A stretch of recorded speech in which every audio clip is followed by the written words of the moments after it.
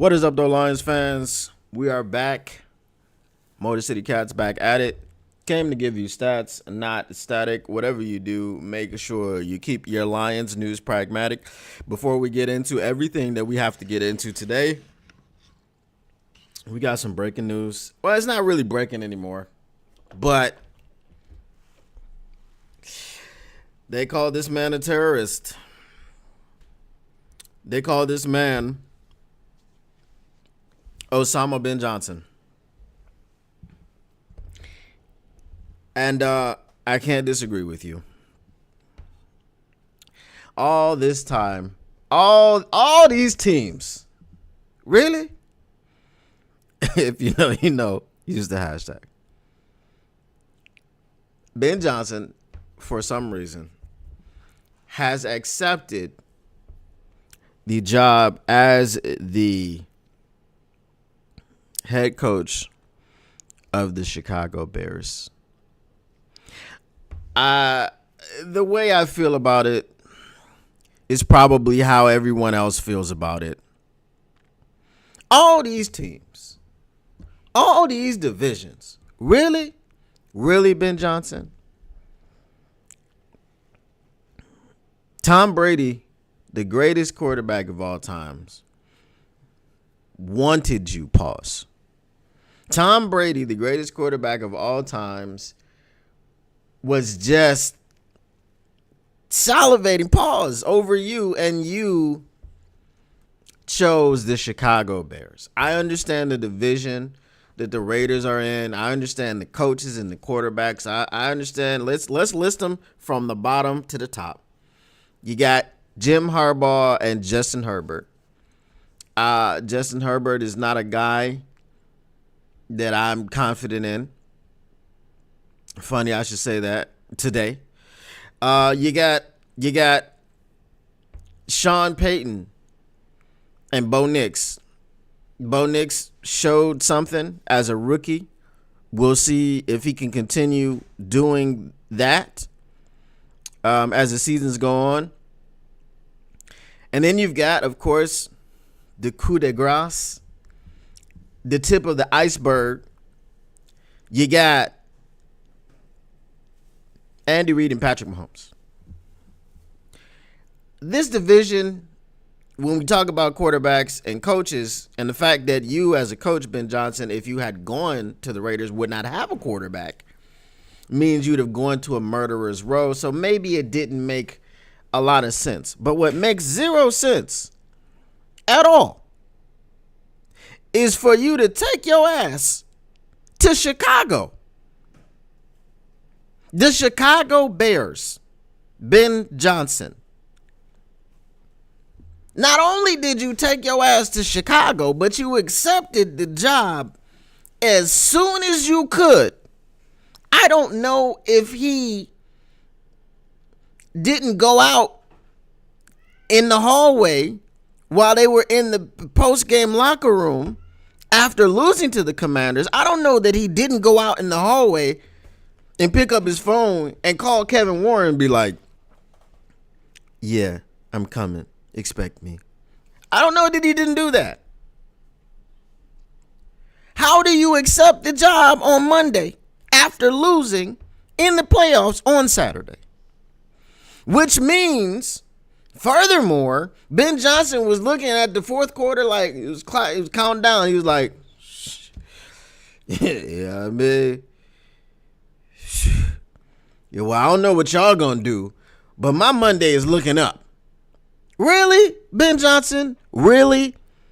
You couldn't have let it fester a little bit? You couldn't have let it, do some healing? Something. Accept the job publicly 2 weeks later. But behind the scenes, you're working on all these things. All these things, Ben Johnson, how could you? Ben Johnson, how dare you? How dare you, Ben Johnson? So now I hope the Chicago Bears go 0-17. I hope you lose every game. I hope you lose every quarter. I hope you lose every half. I hope you lose the turnover battle. I hope you have the 32nd ranked offense in the NFL. I hope you have the 32nd ranked everything in the NFL. I hope you are last place in the division, last place in the league, last place even in Chicago. Hell, you know what? I hope the White Sox are better than the Chicago Bears. How about that? How about that? Ben Johnson, you sicken me. You sicken me. I'm hurt because, not because you left, but because you went to Chicago. You stayed in the division.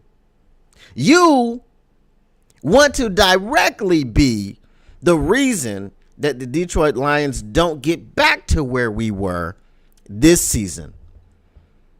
We didn't finish our goal. You gave us all that BS last year. All that BS about how you wanted to stay here. You had a job to finish and blah, blah, blah, blah, blah. And then you go to the Chicago Bears. How do you go from wanting to bring a Super Bowl to the people of Detroit to coaching the Chicago Bears? I'm done. I have nothing further on Ben Johnson. I wish you nothing but bad luck. I wish you nothing but defeat.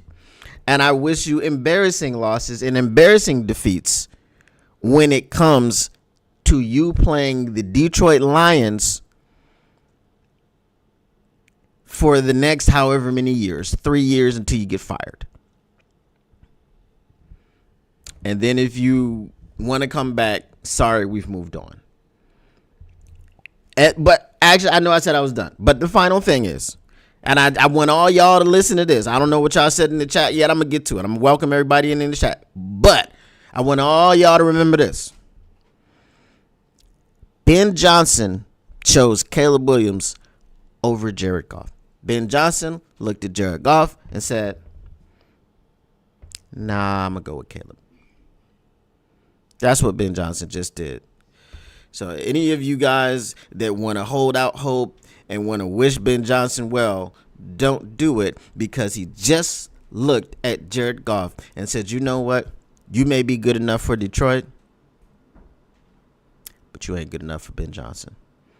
Osama Ben Johnson is what he shall be known. Hitherforth, twith, whatever. Do with that what you will. All right. Let me get to the peeps in the chat.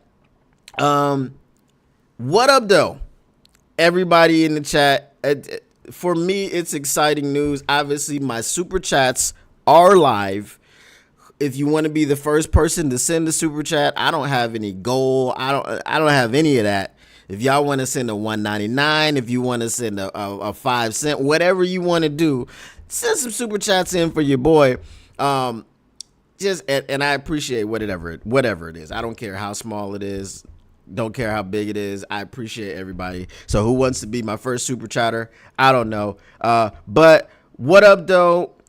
We got Doughboy Steve. He said he's wandering aimlessly today. Hey, man. We got no choice but to move forward. That's what we got to do. TM Martin is here. Yeah, we're trying to recover. Just a Fan says nobody can convince me that Ben Johnson was already measuring CB drapes and had checked out classless move. Yeah, I guess. Let's see. Jody Carithers, what up, though, says years of love and respect have been forgot in the hatred of a minute. Edgar Allan Poe sums up my thought on this news. Oh, we got Just a Fan, my first super chat, $5. Appreciate you, my guy. Appreciate you. Benedict Johnson is what we're getting from J-Rod and Jody Carithers. Um, Just a Fan says there was no pragmatic chat on WSN today, just whiny bitching, complaining, and fighting. Lots of people getting their Goff hate out today. Definitely more cussing than needed to be. Ben getting $14.5 million from Chicago. He got the bag, bro. I mean, go get your bag. I ain't mad at you going to get your bag. Get it. Get it how you live, Playboy. If you know, you know. Use the hashtag. But don't get it from Chicago. Jared Goff catching some relief now that Ben Johnson is the most hated man in Michigan. Nobody can. Yeah, we saw that one. Ben Johnson 8-0 Lovie Smith. I believe Ben Johnson had already accepted the head coach gig before the divisional playoff game. You might be right. What up, though, J-Rod?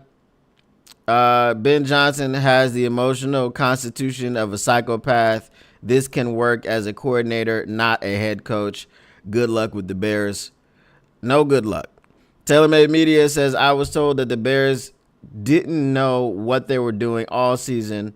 Joe Rockhead thought he knew more than both Kev Warren and Ryan Poles combined. I guess he was wrong again. All right, I know who Joe Rockhead is.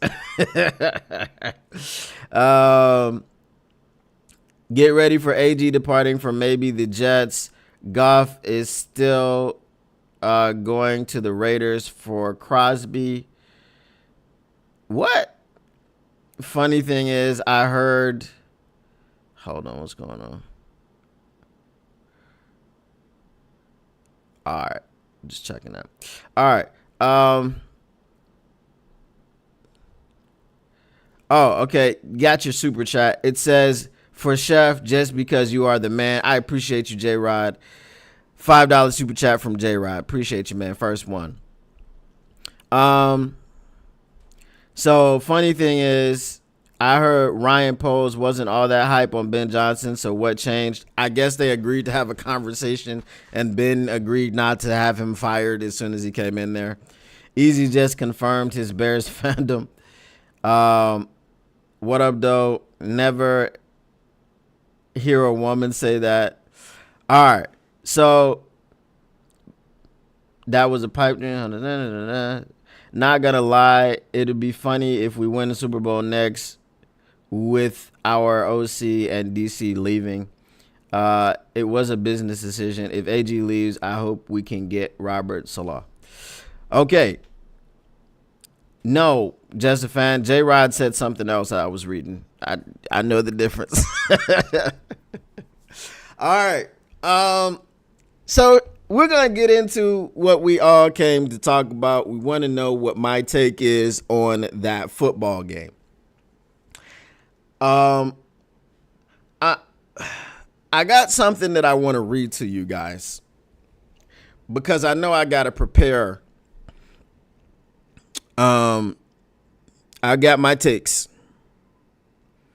And like I said, there's a couple things.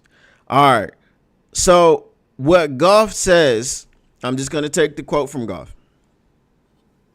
He says, "No, I know I'm repeating myself at this point, but had I played better, do we win?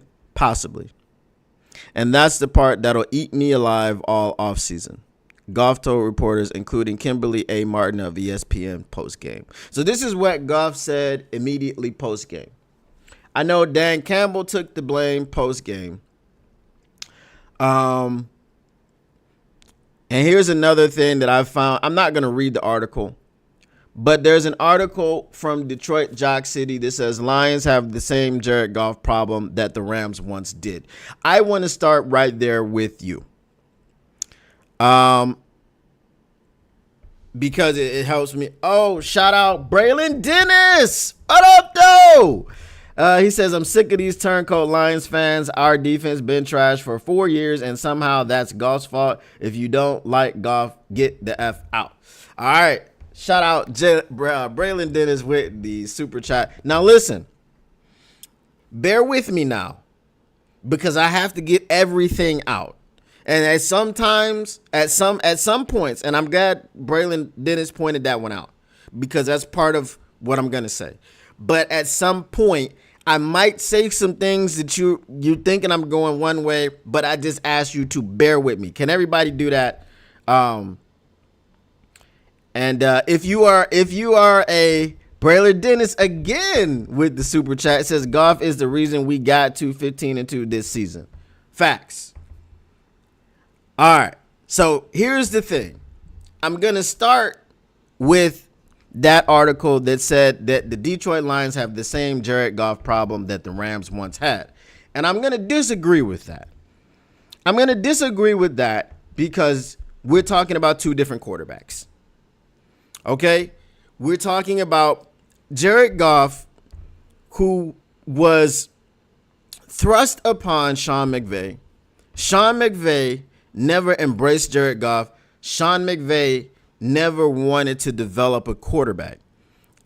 As you can see, as soon as he could, he jumped into bed with Matthew Stafford. Pause. Okay? As soon as he could. As soon as he could get Goff out of there. As soon as he could find someone to take on Goff. Hey, he's in this trade. Let's throw him in there. We all know what Sean McVay did to Goff's reputation, and Goff is still dealing with that right now. This is not that. This is not that because Goff, under the tutelage of Mark Brunell and Osama bin Johnson, okay, has evolved as a quarterback. He is about here. In LA, he was here. Okay? He is here. In LA, he was here. Okay? So we created a gap between who he was in LA and who he is now. Dan Campbell himself told you that there were things that we couldn't recover from. Jared Goff told you that if he plays better, we possibly win the game. And I'm going to tell you this. Again, I have to let you know my history, and because I'm going to stay true to my history. And I think I'm one of the most qualified people to talk about this because I've told you about my history before. My history, when I first started my podcast, when I was living in a hotel teaching English in Qatar in was it 2022? When I first started my podcast, because I started it because I needed a platform because I had things that I wanted to say. Most of the things that I had to say about Jared Goff in his first year in Detroit were bad.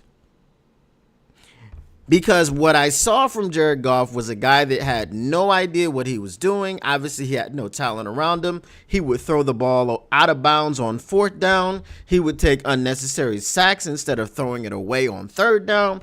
He was a mess. He was horrible. He looked every bit as much as that throwaway quarterback that was supposed to come just be a bridge. What up, though, Mr. Morale 313? So now, as he's progressed, I've changed my opinion about Jared Goff. As I said, LA Goff here, Detroit Goff here. Very different. He was allowed to evolve. So our opinions were allowed to change with new information. Now, there are people, and again, remember my history with Goff. Was a Goff hater, became a Goff guy. So I'm very qualified. There are people now who equate any type of criticism of Goff as being a Goff hater. I am not saying these two things. I am not saying Goff is a bum. I am not saying that we need to trade Goff. Okay? What I will say is this. You cannot look at the Texans game and think that that is supposed to be the norm. That was an anomaly. How much of an anomaly was it? Twice it's happened in the 100-plus year history of the NFL. For a team to throw or to turn the ball over 5+ times and be down by 16+ points at any point and win only happened twice in the history of the NFL. It happened once this season when we played the Texans, and it happened once 50 years ago. The expectation that Jared Goff was going to throw throw 3 interceptions and lose a fumble in a playoff game, and we were going to win because our defense was just going to next man up, is silly to me. The second play of the game, we lost Amik Robertson to a friendly fire Jack Campbell crushing his arm, breaking it injury. Amik had the guy wrapped up. Jack Campbell comes flying in like a madman and injures his teammate. Now we're down our starting corner, who's only our starting corner because Carlton Davis has a broken jaw. And he wasn't available for this game. So now we've got Terrion Arnold, a rookie, who looked very poor in spots.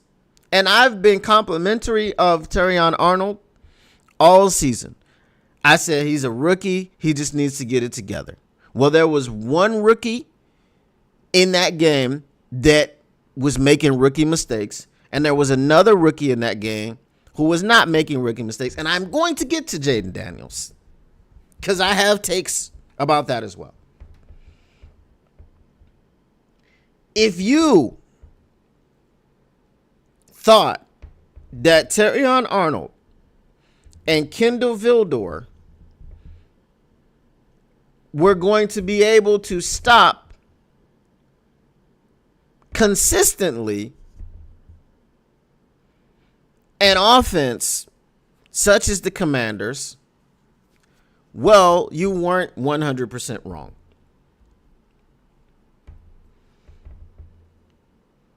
But here's the problem. And I'm going to take you through these things.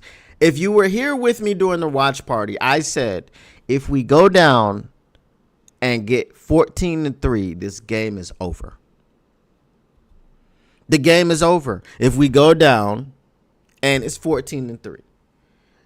People want to talk about the play calling on third down, and we shouldn't have gone empty. We've done it 1,000 times this season. My problem with this play is you cannot fumble the football. Yes, you stepped up. The pocket is collapsing around you. Amon-Ra St. Brown slips on his release into the route. Do you expect that to happen? No. But here's what you got to do, Jared. Pockets collapsing around you. Amon-Ra's not there. You gotta tuck the ball and just eat it. If you can't throw it away, if you can't find an outlet to throw the ball away, tuck it and eat it. Tuck it and eat it. Because if you tuck it and eat it, you lose maybe a yard on that sack. It wasn't really going to be a big sack, right? So you don't lose too much, and then you don't lose field position. So if you go for it on fourth down or you don't go for it on fourth down and you kick a field goal, you still get the points. Washington is still dealing with 3 points. Here's the issue with the turnovers. And Jared Goff says, if I don't turn that football over, or if I play better, do we win? Possibly. As the leader of the football team, and everyone wants to talk about our defense, and we're going to get to the defense. As the leader of the football team, when you have a defense that is missing all the people, all the pieces, all of them, okay? I mean, of course, you have your core, you got your 2 safeties. You have your rookie, cornerback who's been playing decently well all season. And shout out, guys. I know the chat is going crazy. I mean, if you have something really important you want me to read, please super chat me. I'm excited. My super chats are available. First time ever. And I appreciate Braylon Dennis and I appreciate Just a Fan for getting in there and putting them super chats through.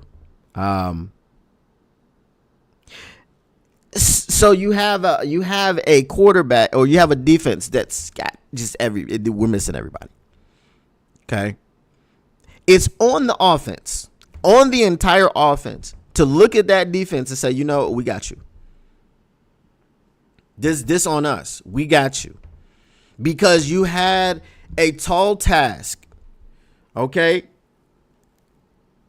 You have a tall task that says you're coming in here. You got Jaden Daniels, and he's the greatest rookie since sliced bread was a rookie. Okay. He's the greatest rookie since sliced bread was a rookie.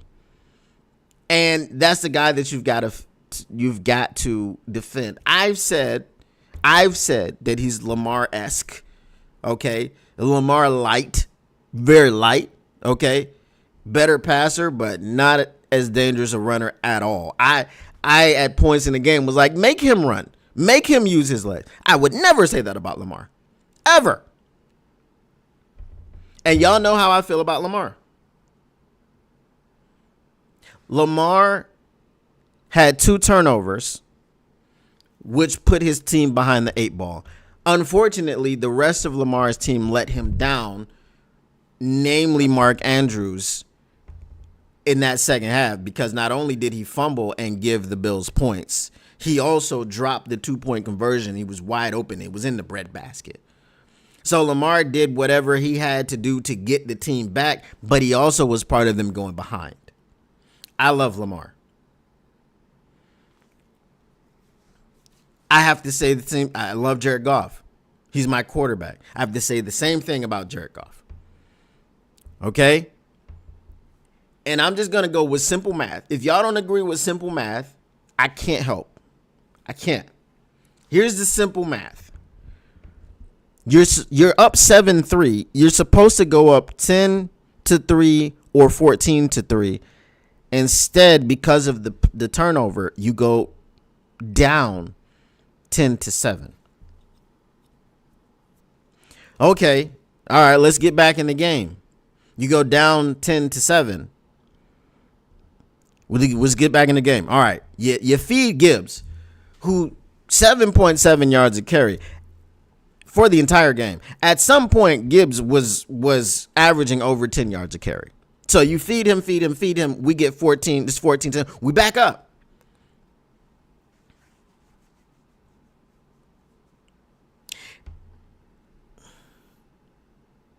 The pick six.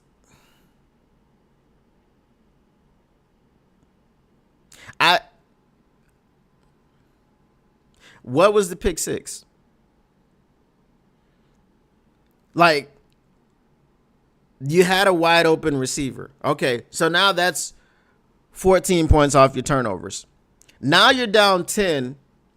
Okay, and I'm fast forwarding. You're down 10 going into halftime.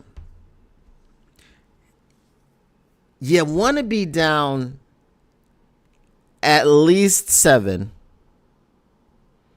Okay, you want to be down at most 7. And you want to be really down by 3. And you got a chance, and you're going into the end zone, and you throw an interception in the end zone, which takes 7 points off the board for your team.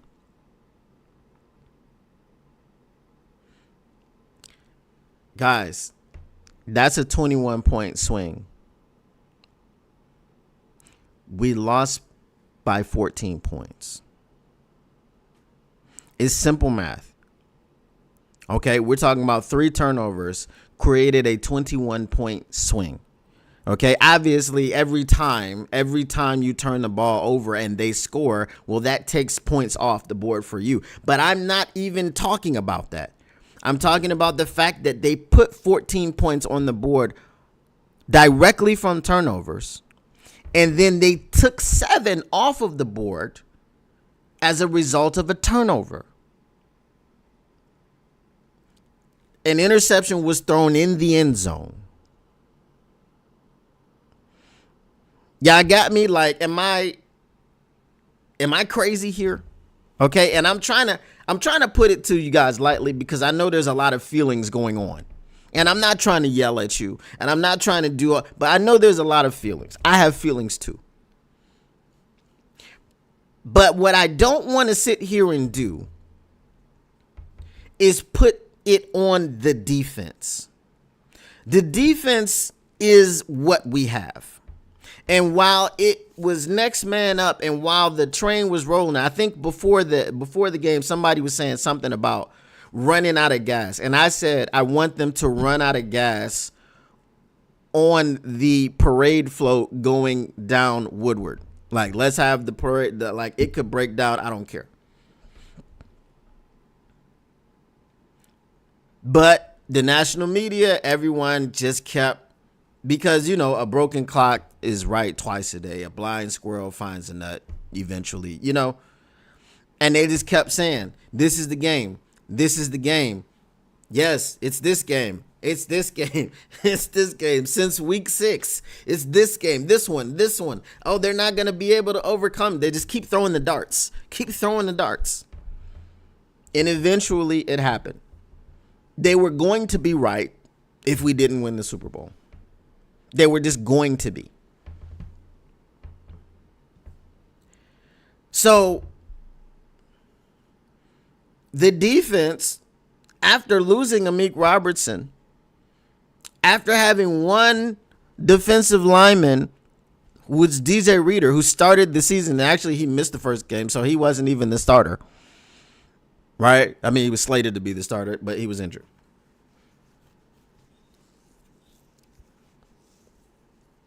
So from our starting defense, just remember this. We had 2 safeties, 2 linebackers, and a defensive end. And we had 1 corner. So we had 6 people who were starters from the beginning of the season. One of them was a rookie. Like, feel me. One of them was a rookie. So we had 6 starters all over the defense and 5 people who weren't starters. Zadarius Smith, we said this before about Zadarius Smith. Zadarius Smith played opposite of Myles Garrett. He wasn't used to being the guy that gets double teamed and game planned against. Not to say that he's a bad player, but is he Myles Garrett? Is he Aidan Hutchinson? No. In the superhero duo of 2 defensive linemen, edge rushers, he's Robin. He's Robin. Okay? We know what happened the first time Robin tried to be Batman, right? We know what happened. So he's Robin. He's not supposed to be the guy. And we're relying on him to be the guy as if it's just supposed to happen. But then we have those expectations. Now I'm going to get into my second point. We have those expectations because we had a guy named Aaron Glenn. And shout out, I know Paul Thomas hates Aaron Glenn. And I think, Paul Thomas, you're going to get your chance. I don't know if Paul Thomas is here. You're going to get your chance to say everything that you want to say about how terrible Aaron Glenn was, yada, yada, yada. We were 15-2 with a defense where we had no business being 15-2 with. We had zero business at all being 15-2 with this defense. We ignored the injuries, and I'm not blaming the injuries, but you didn't have a starting caliber defense on the football field. Braylon Dennis, shout out for the super chat earlier. He said, if anybody wants to blame Goff, blah, blah, blah, blah, our defense has been bad for 4 years. Yes and no. There was a big fire AG crowd out in full force. Other people were like, fire Dan Campbell. Other people were like, fire Ben Johnson. Well, he fired himself. Okay. Ben Johnson fired himself. Osama Ben Johnson. Aaron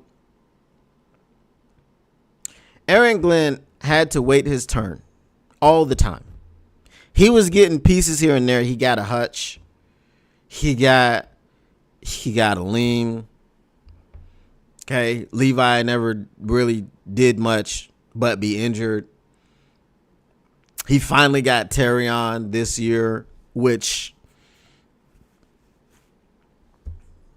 Quinyon had a better season. So Aaron Glenn was not consistently given the pieces. The defensive side of the ball did not come together as quickly as the offensive side of the ball did.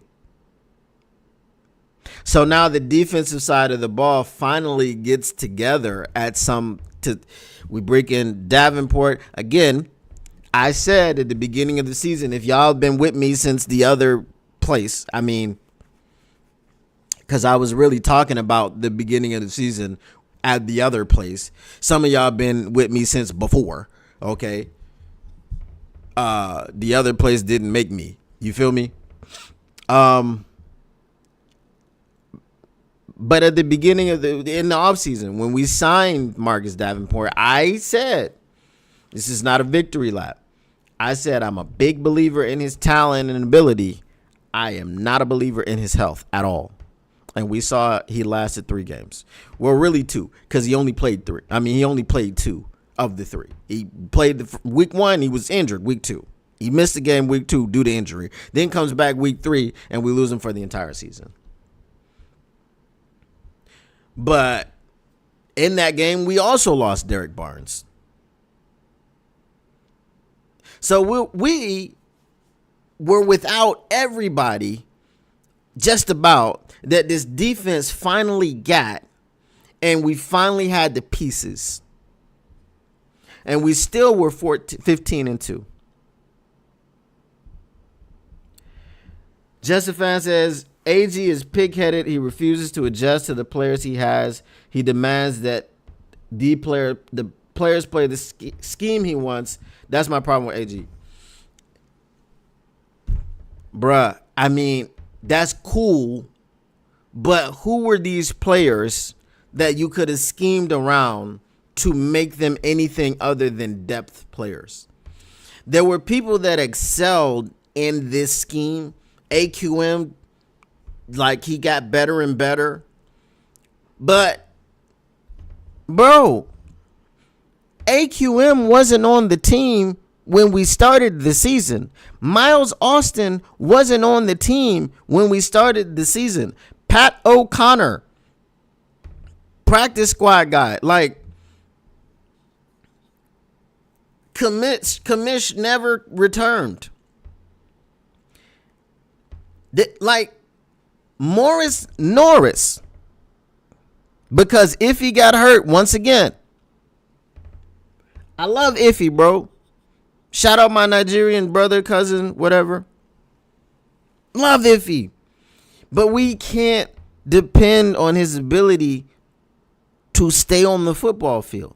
So now we're in a position where Morris Norris, who played 5 snaps all season, is in at safety, who started the season off as a rookie, as a cornerback from Fresno State. Then he gets moved to safety, and he wasn't very good at it. And guess what he plays when he comes in for Iffy?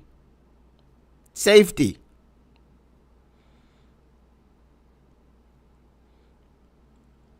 In my eyes,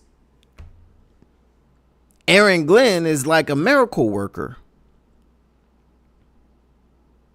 Now, what I want everybody to do is next year, I want you guys,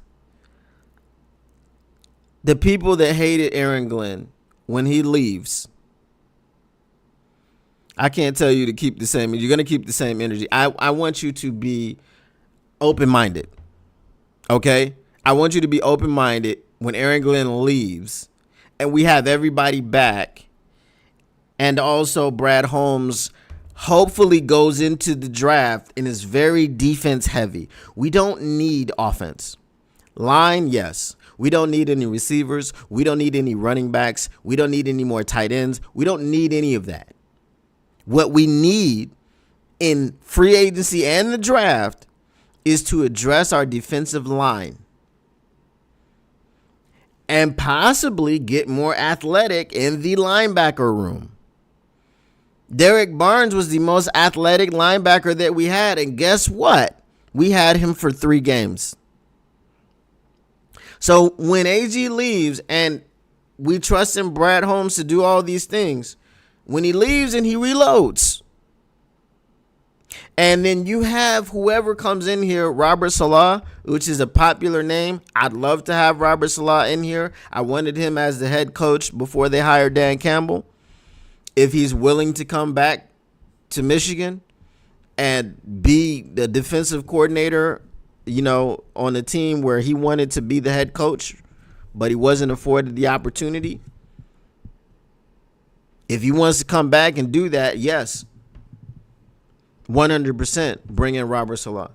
But from what it looks like is they're going to promote from within. So you're going to look at Shep. You're going to look at Terrell Williams, somebody like that. Maybe even Deshae Thompson, right? Deshae, not Deshae, Deshae, right? His name's Deshae, okay? That's how you pronounce it. Your mama named you Clay, I'm going to call you Clay. Hashtag if you know, you know. Use the hashtag. But when any of these guys comes in and hopefully the defense is healthy, hopefully the defense has been focused on in the offseason and all of these things, and we have many new pieces and we have many more sturdy pieces and we go through the entire season without anybody on the defense going on IR, because we have enough for 3 seasons that happened this year. I want no one to be talking about how this insert guy here is so much better than AG if it's merely because we have pieces. Because AG was not given the pieces. Okay? He didn't get the pieces until this year, and they all got hurt.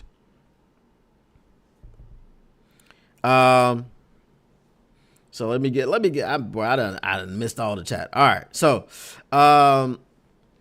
Justin Fan says, here's Johnny's discussion claim. That's right. The problem with your argument is that AG has been a DC only in Detroit. He has never produced an elite defense. That's all we know. Maybe he could have, but there is no proof yet. But there's no proof that he produced a bad defense. Once he got the pieces, we were like top 10 in every category. This is what I'm saying, right? I went out and said that I thought that this defense, with all the acquisitions and everything on paper, would be a top 5 defense. People were top 15, maybe top 10. I went out on a limb. I said top 5, and I was correct for a time until everybody just started getting injured. You get an injury. You get an injury. You get an injury. Everybody gets a stint on IR.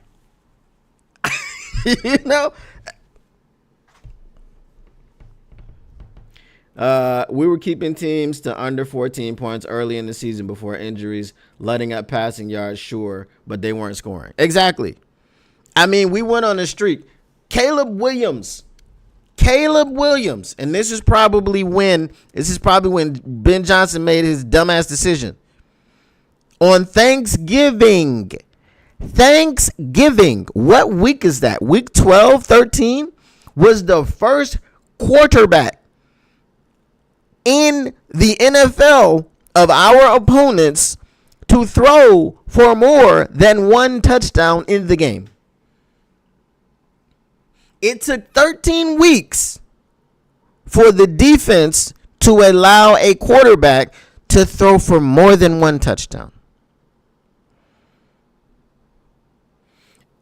And as Mr. Morales says, not just injuries, season-ending injuries.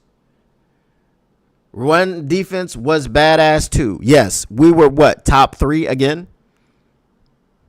Last year, what were we? Number 2 overall in rushing defense.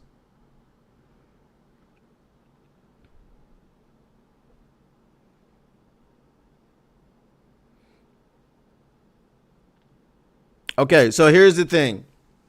If we're going to judge Goff on the final product, then we have to judge all coaches and players on final product, not supposition. Okay, so I'm not judging Goff. And this is what I said in the beginning. I don't think Goff is a bad quarterback. I don't think you're moving on from Goff. I'm not telling anybody to go looking for a quarterback in the draft so that we can replace Goff. I'm not telling anyone to look for trades so that we can get Goff out of town. I did that first year of his tenure here. Wanted him on the first thing smoking. Used to say that he could be my starting bench quarterback. Nice guy, but he can't be my starting quarterback. So on and so forth. What I'm telling you about Goff, and here's the other thing. This is another part of that point that I want to get to. Jared Goff had a Jared Goof game. The worst time possible. The difference between the Texans game and this game is that after the Texans game, we had another one. So even if we had lost that game, fine. He laid an egg on national television, Sunday Night Football, looks bad, let the pundits come in and say what they want to say, and then he can go shake it off. Anyway, he could go shake it off and get ready for the next opponent. The problem here, and the reason that we're all upset, is because in that NFC Championship game is a team that we don't believe deserves it. In a city that we don't believe deserves it. Right? That team is the Washington Commanders. That city is Philadelphia. Because all we heard all year was that the road to the Super Bowl goes through Detroit. And once we got the number 1 seed, we knew the road to the Super Bowl went through Detroit. And now, before I get into anything else,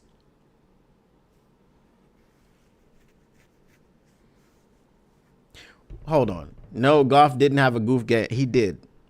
He 100% 4 turnovers they came out of Jared Goff's hands. He threw 3 interceptions. He got strip sacked. I'm sorry. We can't see. This is the thing. We can criticize players. Everybody wants to criticize Lamar. Lamar is about to win his 3rd MVP most likely. Everybody wanted to criticize Josh Allen when he was throwing all those interceptions and the Bills, they would get stifled in the playoffs because he would turn into, playoff Josh Allen, whatever. I'm not even telling you this is playoff Goff because Goff didn't do this last season. Goff didn't lose us the NFC Championship game last season. Jahmyr Gibbs fumbled. Josh Reynolds dropped 2 passes. The defense couldn't tackle anyone. And we allowed them to come back from 17 down. That wasn't on Jared Goff. Okay? So I'm being consistent in the way that I'm looking at the situation. We cannot say that Jared Goff didn't have a goof game. That pick six was to whom and to why? When you had Sam LaPorta wide open right there, all you had to do was throw it to him, but you tried to put it in over the zone and you misjudged it and you put it over Tim Patrick's head, and the DB, who was 6 yards behind Tim Patrick, caught the pick and took it in. A guy in Quan Martin, who before the game I said, who is Quan Martin? I've never heard of him because I hadn't. And Quan Martin got your pick six. And the tip drill didn't go the Lions' way against the Niners.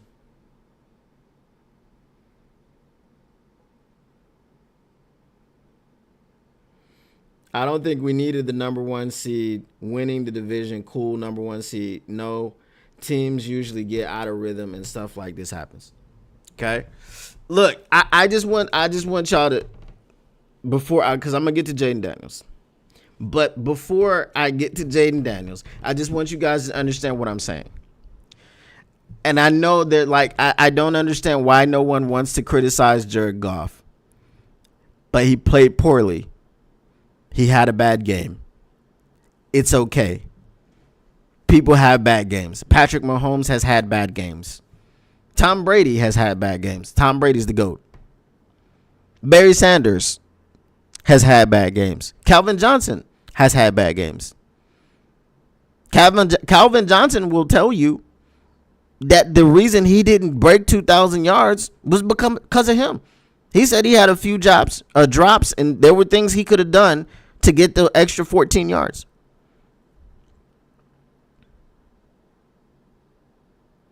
Okay? So I am not criticizing, and I keep saying this. I want you to hear me now. I am not criticizing Jared Goff as a quarterback who should not be the quarterback of the Detroit Lions going forward. I am saying Jared Goff played poorly. He told, and that's why I started off with his quote. Because he told you, I played poorly. Had I played better, can we win that game? Do we win that game? Possibly. He said, I know I sound like a broken record. So that wasn't the first time that he said, I played poorly.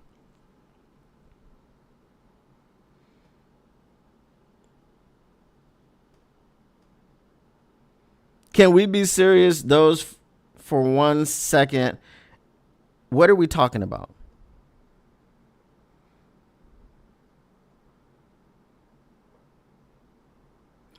Atur, it doesn't matter.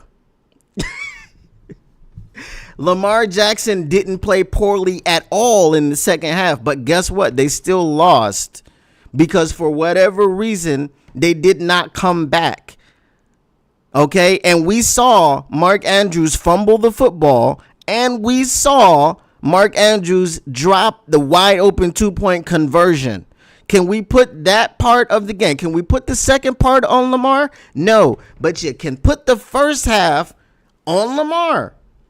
Listen, if you as a quarterback, and I know a lot of people have played football before. I know a lot of people have been on teams, whether they were good or bad. Because our quarterback was garbage. He did not give us a chance to win. He was a turnover machine. Every time it looked like we were going to win, he turned the ball over. Goff had 3. Listen to me now. 3 first half turnovers, which swung the game by 21 points. One of them was a pick six. One of them was in Washington territory when we were going to get points, and then they drove down the field and scored a touchdown. The other one was right before the half where we were going to go in and score and be down by 3 points, 31-28 at the half, and he threw an interception in the end zone. It took away the points from us. That's a 21-point swing. We lost by 14. I can't say it listen, I can't be any clearer. Okay? I cannot be any clearer. I don't care about the semantics. I don't care about the statistics. I don't want to care about what anybody did in the second half. In the first half, we lost the football game.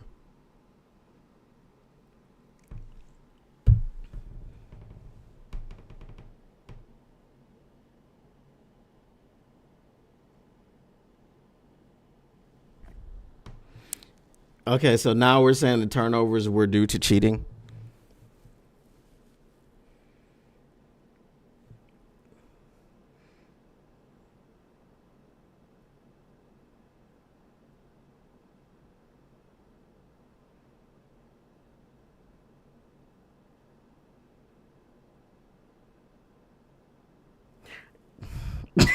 Okay.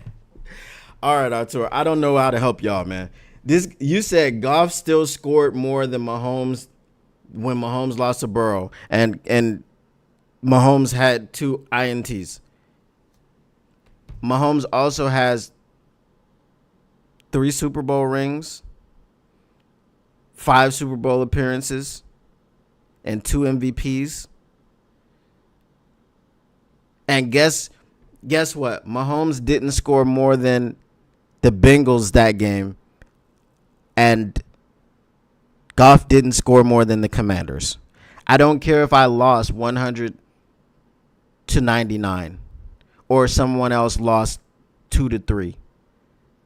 You lost. It doesn't matter how many points you scored. As long as you don't score more than the other team, you will lose. That's just the way that it goes.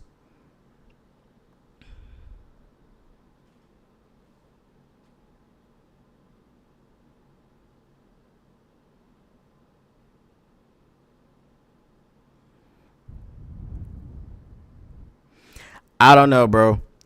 At the end of the day, this is the way it works. There is one Super Bowl winner at the end of the day. We are talking about the game in which we lost to the Washington Commanders. Okay? All right. So let me move on to my next point, because Artur, now you're hijacking stuff with your rhetoric. Okay. Jaden Daniels.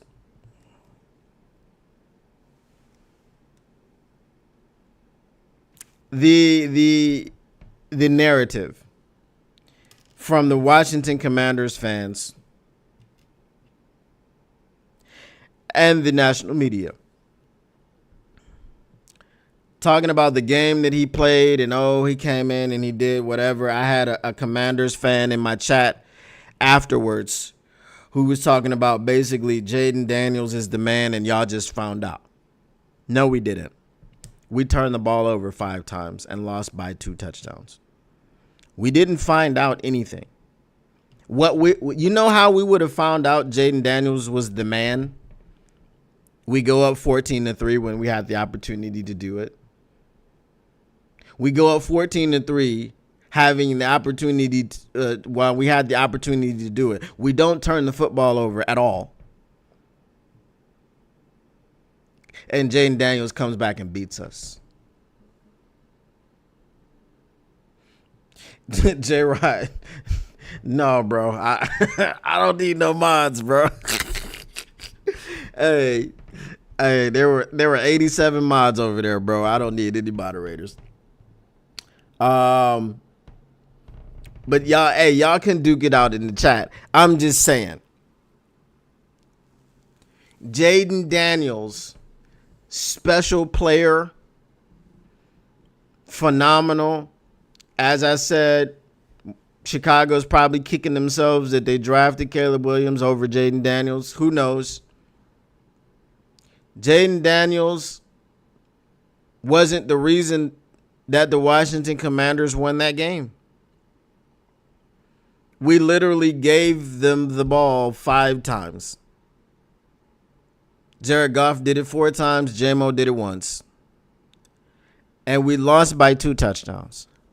With all the depleted defense, all this stuff that we had, we lost by 2 touchdowns after giving them the ball 5 more times when they weren't supposed to have it. We gave it to them. We handed them the game.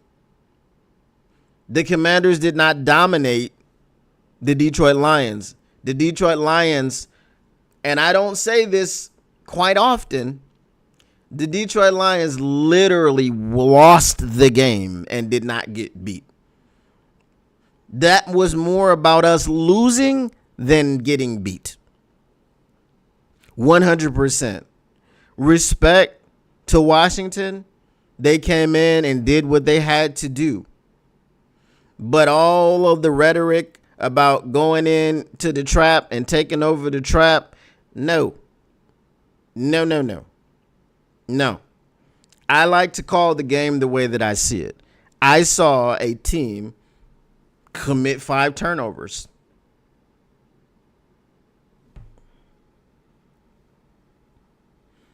Right? And guess what? If Goff doesn't throw that last interception, then it's 4 turnovers and they beat us by 7, which is like, if you want to puff out your chest and crow, hey, you beat a team by 7 and you were +4 in the turnover differential. Now, why do I bring that up? There's another guy that there was this whole narrative about last season. And there was a game where they were like +3, +4 in the turnover differential, and they beat us by 7 points. That guy was Jordan Love. Look what we did to them this year. And we'll have our chance to get our get back in Washington. We'll have our chance to get our get back in Washington.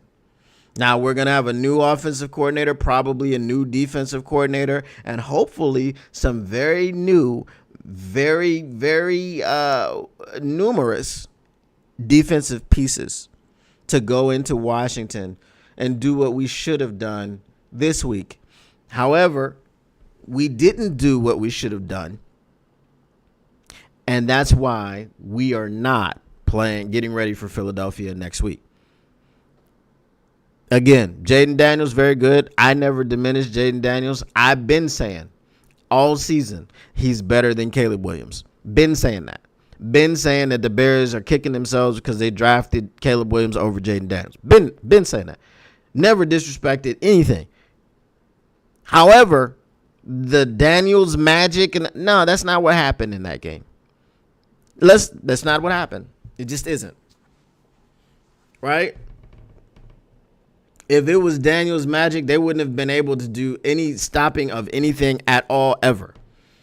If we turn that ball over 2 less times, we probably win that game.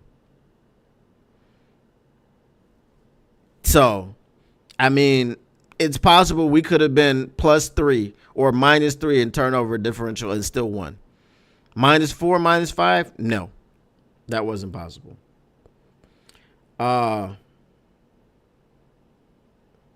Why the F was JMO in an RPO in a game like this? That was dumb. That wasn't great. And it didn't fool anybody. It didn't even fool the fans watching the game. So it definitely didn't fool the players on the field. Okay? That was dumb. But was that the turnover that broke the camel's back? Crazy part is, if Osama bin Johnson interviewed with the Commanders last season, they would have told him that they were taking Jaden Daniels. Well, I hope Osama bin Johnson and Caleb Williams both crash and burn together. No pun intended. No pun intended. It's right. We could go into Washington and take over their trap. What up, those salty pork chops? Let's see what Lindsay had to say. Can we be mad at the coordinator? Seems like they were too busy prepping for interviews to prep for this game. Again, I don't. The only thing that I will say for coaching was that 12 men on the field was ridiculous.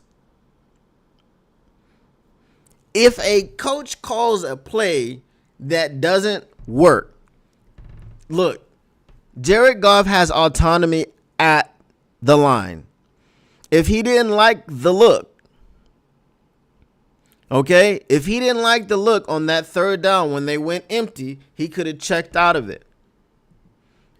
My thing is this: don't check out of it, run the play. People messed up their assignments.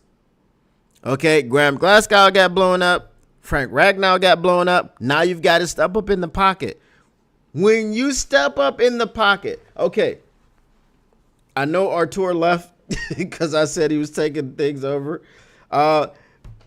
Guys, when you start climbing the pocket, please tell me what is the most important thing. And I know y'all know, and I know there's some people that don't want to say it. Please tell me what is the most important thing when you start climbing the pocket. I know you know. Come on now. Feet don't fail me now. I don't know who the 12th man was. It was Seattle. It's somebody who was 12.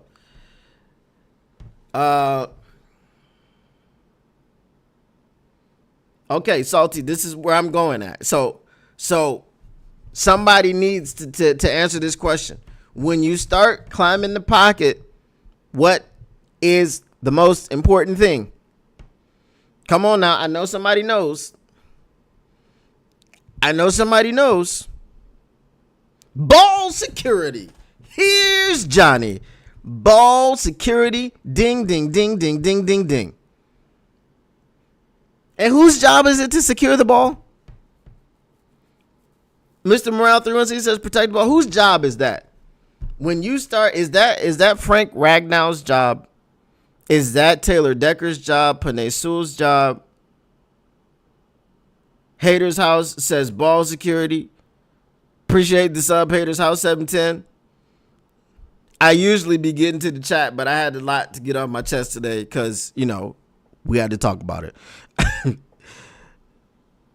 Haters House says center. You are incorrect, Haters House. It is not the center's job when you start climbing the pocket to secure the football. It is. Come on now. I know somebody's got the answer.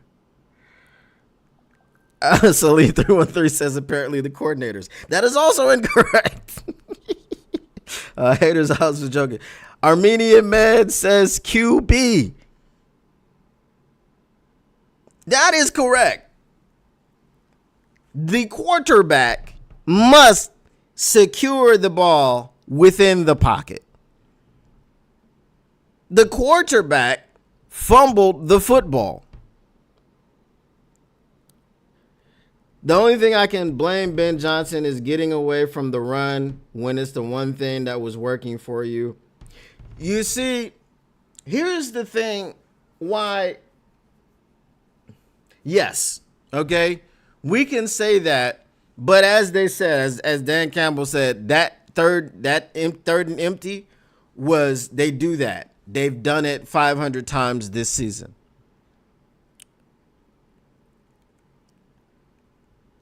But the moment that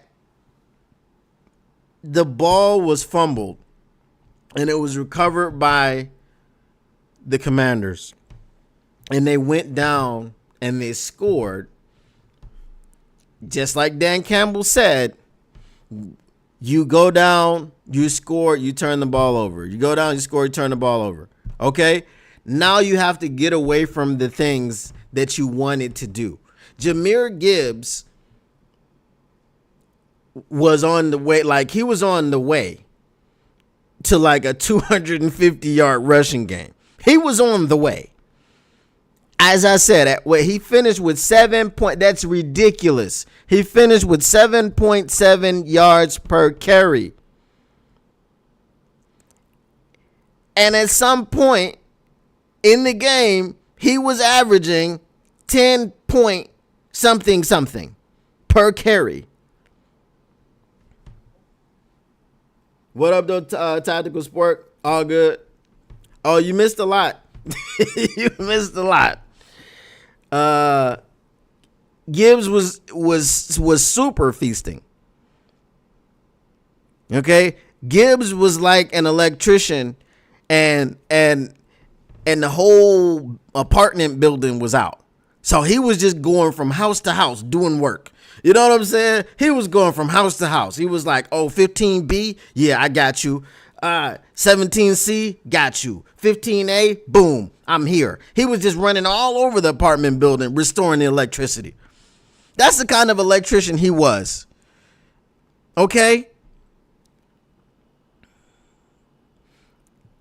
Mega Hustle 313 says Ben Johnson leaving could be a blessing in disguise. Now, you could be right in the Tanner Engstrand, who I think is going to be the next guy, is gonna want to put his stamp. He's a first-time play caller. He's learned under Ben Johnson, but a lot of the times when you are a teacher or you are a pupil and you're learning from a quote-unquote master play caller, you can look at the criticisms that Ben Johnson has gotten from behind the scenes. You're looking at it and you're like, yeah, okay, in that situation, I should do something different, right? Because it's like, well, if the fans hated that and if it didn't get the results that it was supposed to get, maybe I should do something a little bit different here. Like not call a trick play where you don't expressly make sure that J-Mo understands if it ain't there, you do something with it. Run, throw it out of bounds, do something. Okay? Like I said, on the St. Brown podcast, and they were talking about trick plays. And I think Equanimous was like, who was out of all the players that like practice throwing the ball at practice, who would not be throwing the football? He was like, J-Mo. He was like 100%. J-Mo would not be throwing the football. FBJ, he's called, shout out, somebody in the heavies took it, so I can't take credit for it, but he is Osama bin Johnson.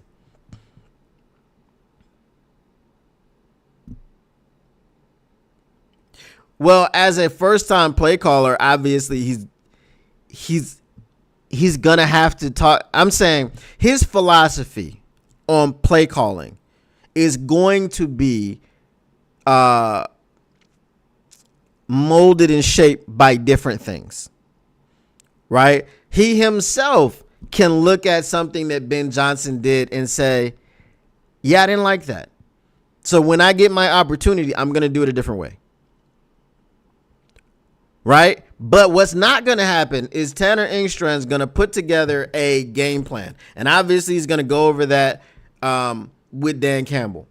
He's going to put it together and go, what's not going to happen is Tanner Engstrand is not going to radio to Dan Campbell and be like, yeah, I want to call run on this. What you think? Should I? Is that okay? Like, he's going to understand what the game plan is. You ain't got enough time to check with your head coach if you can call a play and then relay that play to the quarterback and then have the quarterback relay that play to the offense and then get the snap out. It's just not going to work. Like Chuck Norris training under Bruce Lee, but Bruce Lee was always better. So that's a bad example, J-Rod. The offense work, only reason to change is when we play the Bears. Osama bin Johnson, bro. That is wild. That is wild. You miss a tactical sport. You missed my whole soliloquy against Ben Johnson in the beginning. Oh, I went off on that man.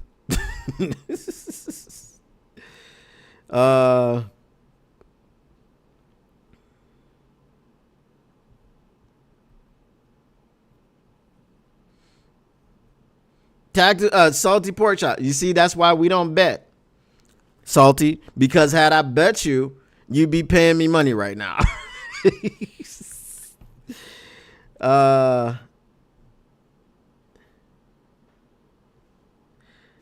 Dan want to still run, so we're gonna get more CBs and still got to get bigger on defensive line. The okay, I care about the cornerback room, but yes, the defensive line is my main priority. We need an edge. We need another stud defensive tackle because Aleem is not going to be here the majority of the season. Remember, he went out, was it week 14 against the Bills? So the majority of the season, you're not expecting him to be there. Trade Broderick Martin to the Bears. For who?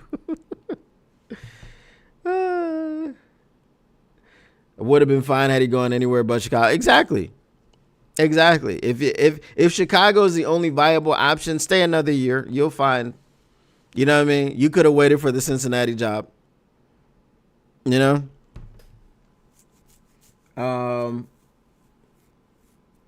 You could have gone to Vegas and had them trade their entire draft for Shedeur Sanders or Cam Ward, whoever. You could have done that. Aleem was a torn ACL. So that's at least, 9 months? So if it's 9 months, he'll miss at least the first month and a half, 2 months of the season. I'm not watching the Natty. Salty pork chops. Stop it. I will not watch that team for any reason. Okay? I'm just not doing it. It makes me feel gross. You want me to look at that team and ask for those players to be on my team. It makes me feel sick. He said he hopes to be back by training camp. Well, I mean, I guess if his rehab goes well and no setbacks, I guess they're coming back faster. But you know how the Lions are. Hope Buck Flux lose today. Me too. Instead of moving to a different neighborhood, he moved next door. Asshole move. Exactly. Right next door. Right down the street.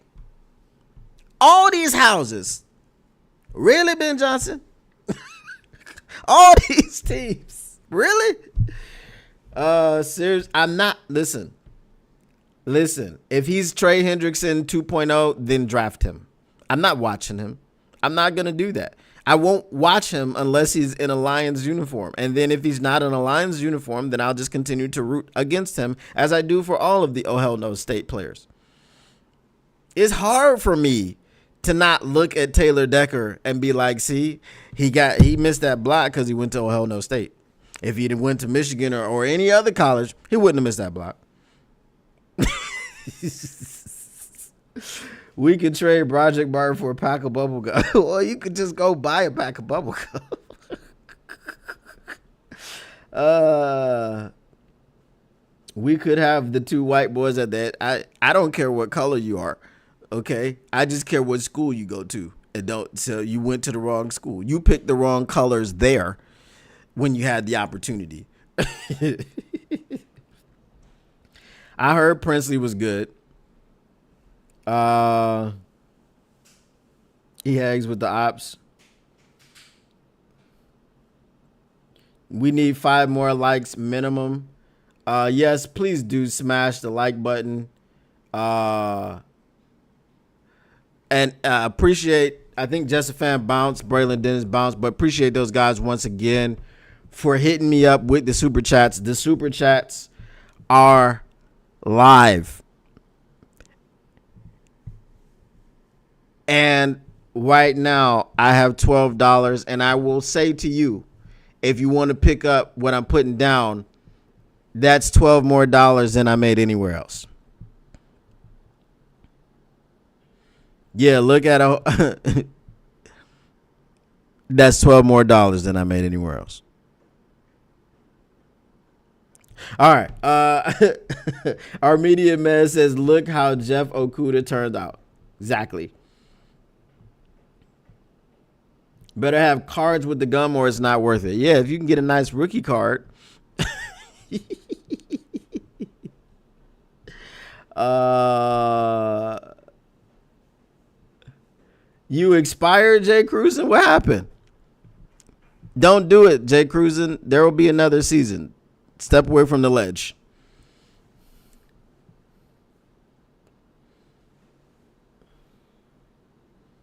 Ain't nobody on this channel watching. Oh, hell no, besides you, pork chop.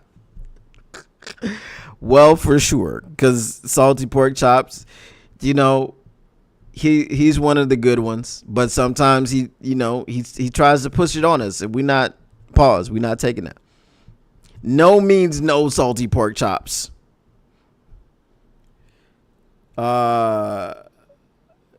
Well, I don't know what JJ McCarthy is. We don't want him to do well because he's a Viking, but he ain't even played in the NFL. How can you call that man a future bust? I get what you're saying, but we saw Jeff Okudah bust. Oh, I'm sorry. Oh, hell no, Kuda. Pause. We saw that. We saw him turn into, I don't know what he was at Ohio State, but like I've said many times before, whenever I watched Ohio State and Michigan, that guy never jumped off the screen to me. When they said we were drafting him, I said, who? Who he play for?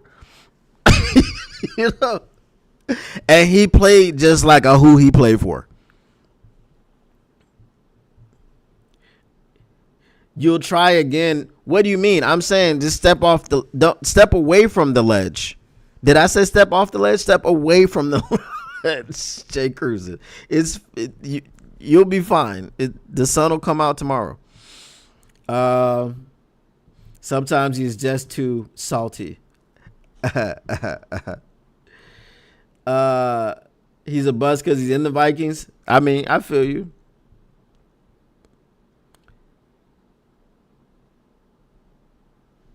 Three INTs versus Bowling Green sold me as a bust. I mean, a lot of times what you do in college doesn't matter what you do in the NFL. There's been a lot of stud players who were good in college, didn't translate to NFL. A lot of players who were, did anybody see 7 Super Bowls from Tom Brady when he was at University of Michigan? No. Notice people left at 8. Yeah, they probably went to crunch time. All good. No problem. That's why just only the real ones stay around after 8. It's cool. Look like the Vikings will step back and Bears might step up and Packers will still pack fudge next year. Pause. JMO was a oh hell no, but then switched to Bama. He redeemed himself. Exactly. That's the only reason I love JMO as much as I do. Because if he would have came out of oh hell no, I'd be like, I don't know if I'd be the official keeper of the JMO. But anybody that leaves that program and goes elsewhere, I rock with him. The Brady Bunch. Didn't see Mahomes from Texas Tech. 100%. 100%. Did not see that coming. All we knew about Mahomes was he got into a shootout with Baker Mayfield and it's like scored 150 points that game or something crazy like that.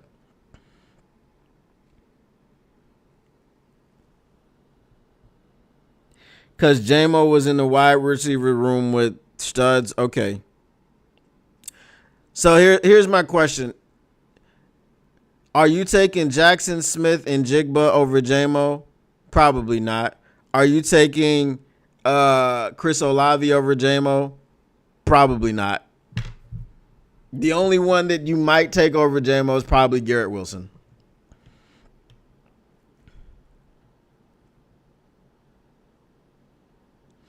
You're the only one I really rock with. Just call me Petty Pendergrass.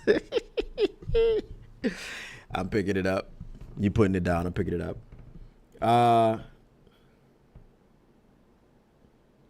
Your fans love y'all. Not your fault. Just don't be a joker. Don't be me a joker. All right. Well, here's the thing. For your team, the Detroit Lions, Jackson Smith and Jigba is Amon-Ra St. Brown. So there's no point. He's redundant.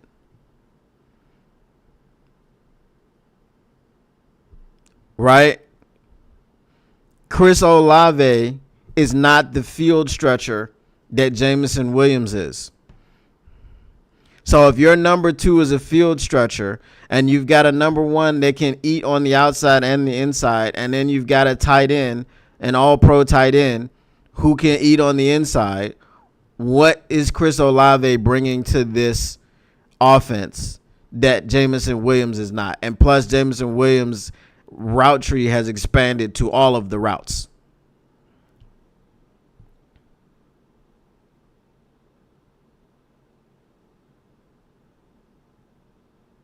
Bro, you don't even want to know what my temp is over here. All right, let me tell you. Right now is 84.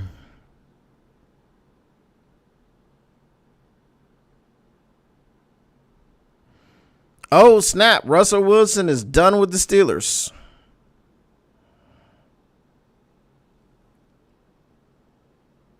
Olave stays hurt too. Yes, he does.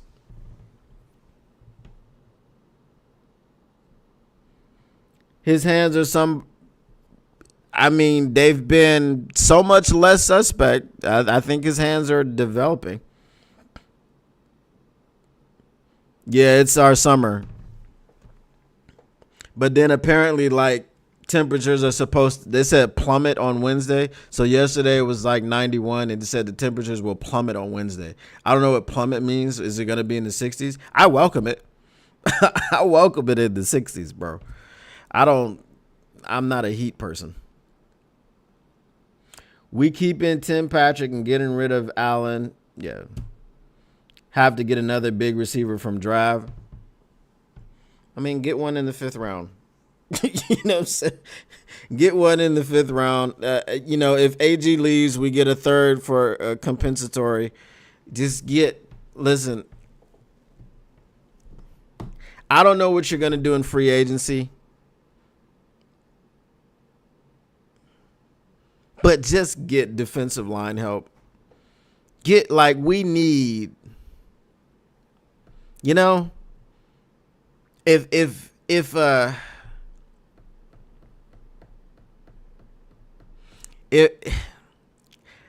wanted Khalil Mack.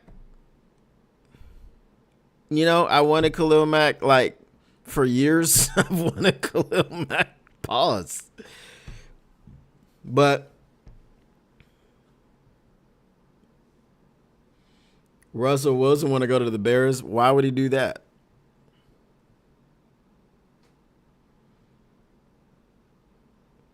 Good point. Maybe Randall L becomes the next OC. He was a QB at IU. He could continue to work with Williams. Ooh, hey, you know what?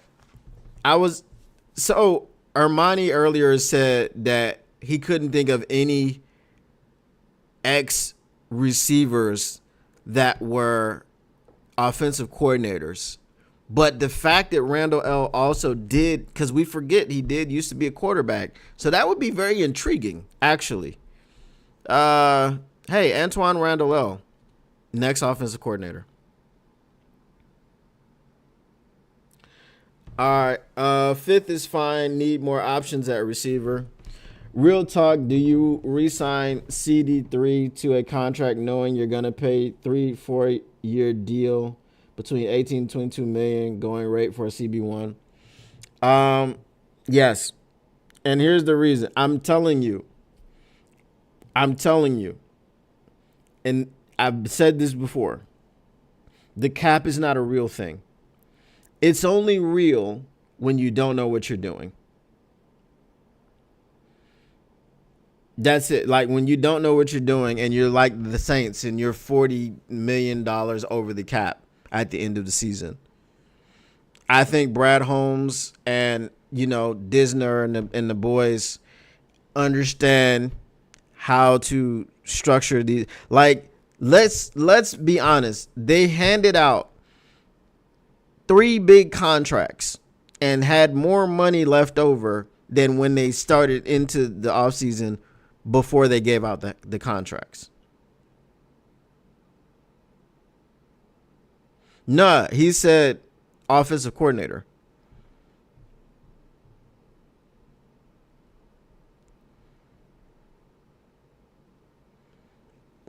So here's the thing. You rocking with Amik and Terrion? Because I'm not even putting Ennis Rakestraw in the conversation. I don't know what he is. I haven't seen him play football. He's been in for 10 snaps maybe, like for the entire season. I don't know what he is.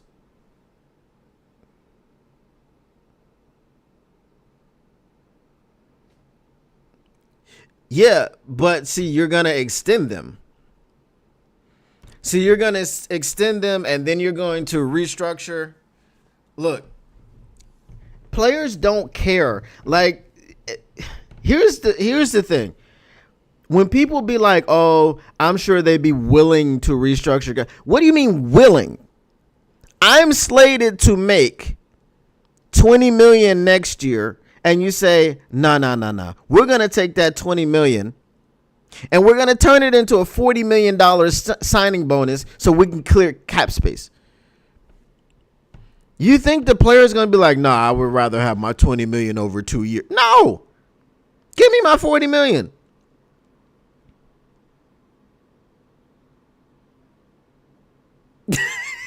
Jay Cursive, bro. I'm sure they'll miss you. Don't do it any days. Just make sure you go of natural causes. Now I know I'm going to be a minority on this one, and I know he is our QB for the foreseeable future, but I think we need to start looking at other options than Goff. I'm not touching that one, Tactical. I'm not touching it because I'm not touching it. I was just trying to explain how 4 turnovers from your quarterback is not a recipe for success. And I was getting pushback. And I laid it out with the simple math with the 21-point swing from the first 3 in the first half. And I was still getting pushback. So I will not, the same thing that I said during the stream. Who are you getting? This draft is ass. Okay? For the quarterback position, you have a bunch of unknowns. We think Shedeur will be good. Some people do. I don't. I watched him his first year at Colorado. I didn't think he was Jaden Daniels. I don't know. I haven't watched him this year. Maybe he's better. I don't know. But who are you getting? That remains the question. Folks got big mad, Taylor May. Super mad. Those contracts don't kick in yet. People always look at this year's cap, not when those contracts kick in. I got you. I know they didn't kick in yet. But they're structured in a way that when they do kick in, we're still going to have cap space. That's all I'm saying. So even we're talking about Kirby and Hutch and J-Mo, those will also be extensions that don't kick in until a year later.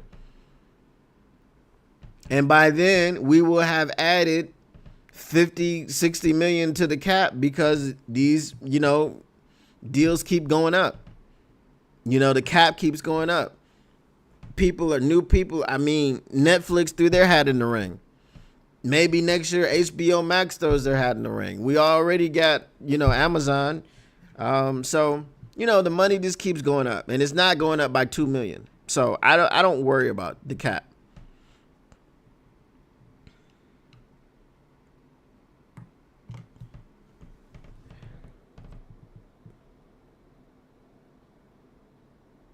Who called me golf-phobic? I didn't even see that. I didn't even see that. That's crazy. And I hedged the entire, I was very careful with my words. That's crazy.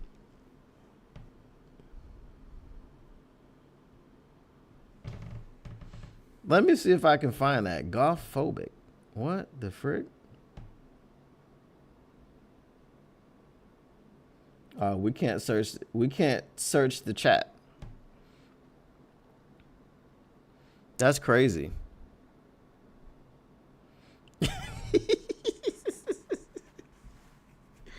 Bro, I'm telling you, you can't say nothing, bro. Oh, independent Aquaman? That's crazy. Yeah. I could imagine.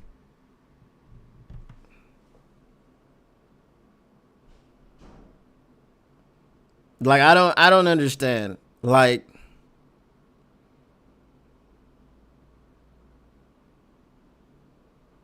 I wish my wife loved me the way some of these people love Goff.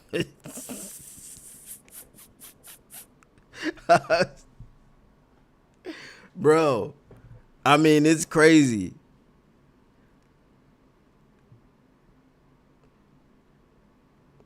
And he announced that he was unsubbing too. That's wow. That's awful. That is awful.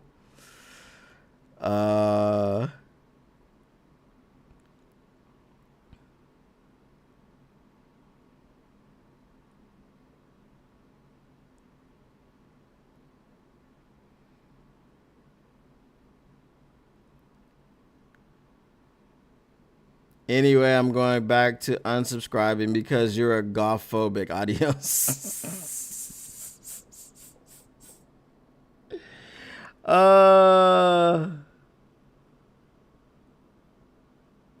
Wow, bro. Whatever. I mean, I unsubscribed to eventually not here though. Look, man, I mean, I try to tell the truth. You know, I'm not by any means SOL, but you have to be able to be objective, man. And if you're not gonna assign blame to your quarterback, who like QB wins, right? QB wins. That's a big thing, right? Quarterbacks get too much credit when they win, and they get too much of the blame when they lose. And that's just the way it works. It's the way it works. Jaden Daniels got so much credit for that game when we literally gave him 5 possessions. Here you go. Right? Here you go. I mean, he had 299 yards passing, 52 yards rushing. Okay. That was a good game. It wasn't magical. It wasn't special. He made one really, really good throw that you were like, damn, that was a perfect throw. But did Jaden Daniels beat us? Does anybody in here believe that Jaden Daniels is the reason that we lost that game?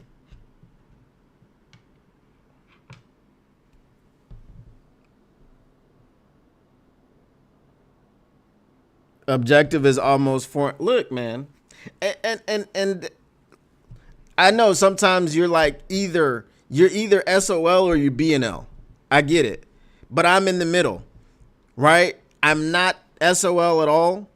I'm BNL, but like I'm looking at things cuz I don't want to sit there. I don't want to sit there and tell you he threw 10 interceptions, but look, man, it was really the refs. You know what I'm saying? Like, he threw 10 picks, but the refs, bro, the refs missed that one pass interference. We would have won the game if that.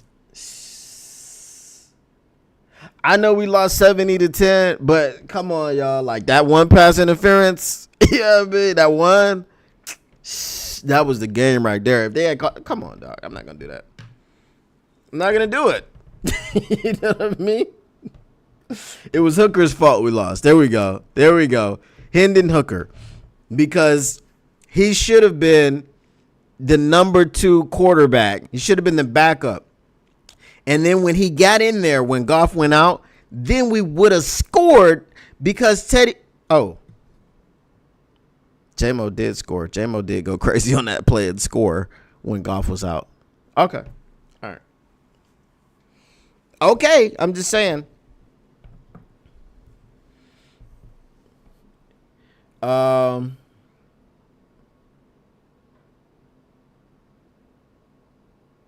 I'm a fan. I do get a bit invested emotionally. I know.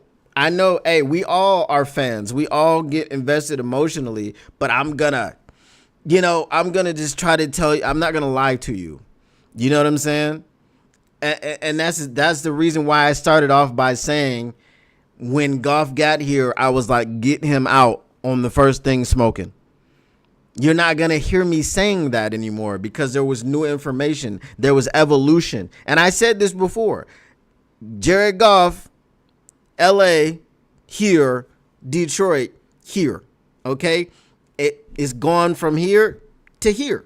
And that's fine. That's what you're supposed to do. That's what you expect the athletes to do. So when they do that, then you have to give them the credit for doing it. But if they play a bad game, it is a bad game. And that's why I went back to last year, the NFC Championship game. Had nothing to do with Goff. So there is not even any room for anyone to be like, oh, that's playoff Goff. There is no narrative. He had a bad game at the worst time possible. That's all. Nothing wrong with that. You can admit that someone played a bad game. And there is no next one. That's why it was the worst time possible. Everybody admits that he had a bad game against Houston. I mean, we somehow won it, but no one said he played great. Right? I'm just saying. AG tomorrow is gone. Same plan. Well, at least if he waits until tomorrow, at least he waited until tomorrow. At least he didn't jump at it on Monday. Frickin' Ben Johnson. Teddy Two Gloves will be back for sure. I believe Goff got his bell rung and somehow passed protocol for concussion. The same thing happened to Matthew Stafford last year. I appreciate you. You aren't blowing smoke. No hysterics. I appreciate being appreciated. And if you don't appreciate me, then you're independent Aquaman and you call me golf-phobic because you don't want me to criticize someone that deserved criticism in the moment. Deserve criticism in the moment, bro. Just like you deserve praise in the moment. I sat here and praised Jared Goff for his season, right? He had all of these. I said it right here on the channel. He had the most historic season. No other quarterback in the history of the NFL has ever done these things in their entire careers over multiple seasons. But he did it all in one season. And now I'm Goff phobic. Okay, I get it. Maybe. Our whole offense struggled against Tennessee for real. I don't know that it struggled. It struggled in a way which was weird because of the special teams being so good. They didn't even have an ability to get into a rhythm because the special team just kept doing stuff. Right? His special teams kept giving it to him inside the 20. That's why he had 85 yards passing. He didn't have any field to play with.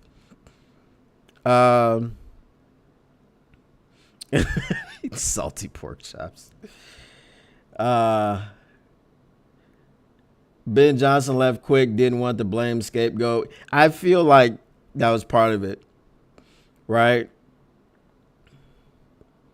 That's most Goff supporters too. But it's again, I've dealt with it before. I've dealt with it before because I'm not a Stafford supporter. And I've pooped all over Stafford in favor of Goff. So, you know what I'm saying? Stafford never won us anything. Not a division. Goff has won 2 in 4 years. Not a playoff game. Goff has won 2 in 4 years. We should have won another one and been on our way to be talking about another one, but that's not what happened. And Goff takes the blame for that. But he also, so here's the thing, right? Here's the thing that I can never say about Jared Goff. If Jared Goff, or I should say when Jared Goff, whether it's, hold on.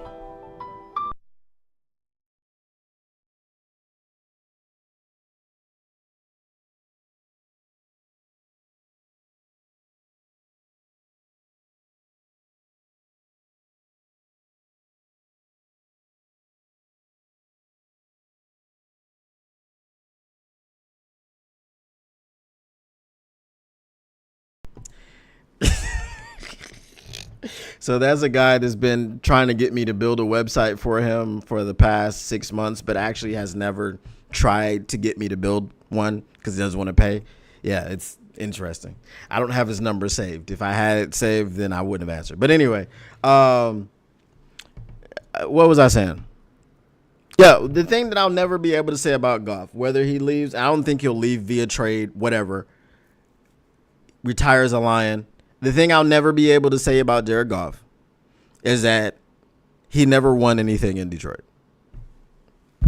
I'll never be able to say that about Jared Goff. And he did that in 4 years, and Matthew Stafford couldn't do it in 12. Praise Goff for the Seahawks game. Yep. For sure. Perfect game. You know?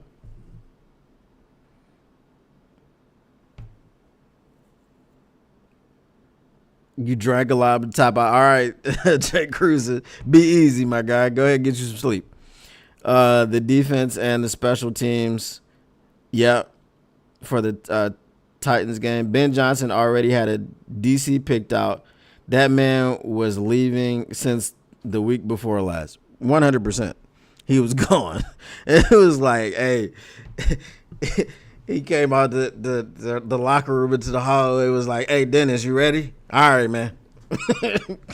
Be easy. I'm going to call you back tomorrow. He ran out the locker room like, all right, Jared. You know what I'm saying? I'm going to holler at you, player. All right, Dan. Y'all be easy. Oh, that's why we call him Osama bin Johnson.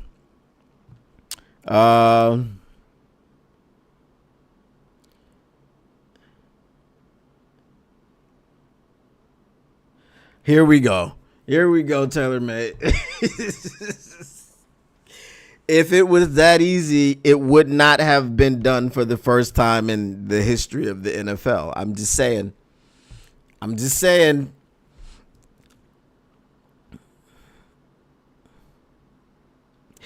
Bro, the Jags are going to jag. As I said, the reason, if you would have heard the mic'd up commercial that I heard, because I have Game Pass, but if you can find the Jags mic'd up commercial, if you've ever seen the Key and Peele sketch with the hype man that was like the crazy wild hype man and they were doing the rap battle, if you've seen that sketch, just go watch it. And that's how one of the Jags players sounded in the huddle while Brian Thomas Jr. was trying to like give him a pep talk because it was raining.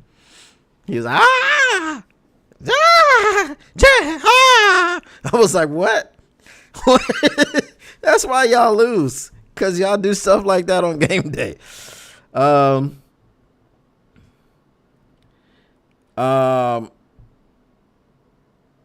I wonder if there was a rift at the end with BG and MCDC and how abrupt he left. It's all very weird, you know, for you to just, you know, man, look, Osama bin Johnson, man, I hope to beat your ass twice a year. You know what I'm saying? That's all. I mean,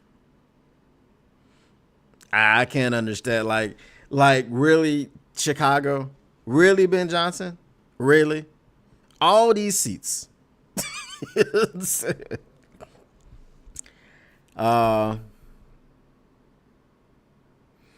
can't believe people think our coordinators weren't locked in for a chance to win a Super Bowl over being focused on going to another team's ridiculous. Look, man, there was one questionable play from Ben Johnson, and you could say that he went away from the run, but really he was trying to keep him off balance. Going away from the run truly happened when the turnovers started. That's when going away from the run really happened. That's when and Dan Campbell said it in his press conference, that we had to get away from the things that we wanted to do because you turn it over. You score, you turn it over. You score, you turn it over. You turn it over. Like, this is what he said. So, obviously, Dan Campbell didn't want them getting away from the run. He wants to run the football.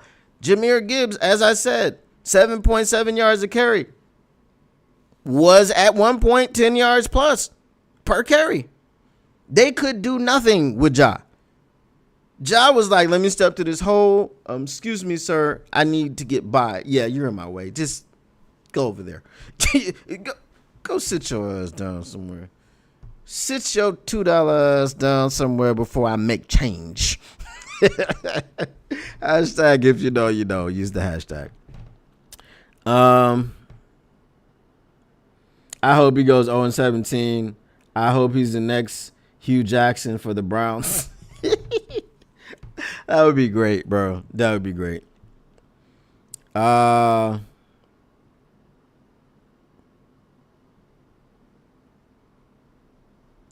Like I said, I can't blame a coordinator. Okay. The defense looked much like they looked against the Bills. You don't have the horses. You don't have the horses. Like, you don't have them. Your horses are out to pasture. Okay? Your horses are in the stable. Nobody on that defense was equipped other than Brian Branch. Kirby Joseph didn't have a great game. Okay? No, Toppy, you're wrong. I was right. Like, nobody, it just, you know, look. And here was it, like, Paul Thomas came in. So J-Rod, Paul Thomas came into the stream, and he's talking about how much of a moron Aaron Glenn is after they gave that play up to Terry McLaurin. And I'm like, he broke 2 tackles on his way to the end zone. Apparently, Kendall Vildor was going for the strip instead of the tackle there. Like, the players were in position. Just and look at Terrion on that. What was it, 4th and 2 or whatever it was? When it's like Terrion, it looked like is thinking, oh well, if they run it up the middle, that's not your job. If they run it up the middle, we got it. We got 2 guys behind the line, behind the defensive line. Their names are Jack Campbell and Alex Anzalone. They got it. And maybe they get the first down, maybe they don't. But you cannot let a man run outside because you have contained. So Aaron Glenn put that man in contain, and he decided, that line of scrimmage looks pretty scrumptious. What are they doing over there? I don't know what they're doing over there, but I think I got to get in this car. Hashtag if you know, you know, use the hashtag. All right, J-Rod. We'll holler at you tomorrow, man.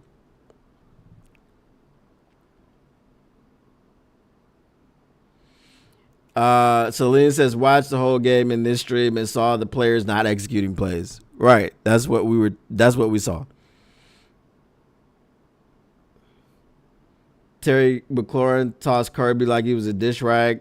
Kirby couldn't catch him. The angle that he took wasn't gonna get it. Don't talk about that Buckeye.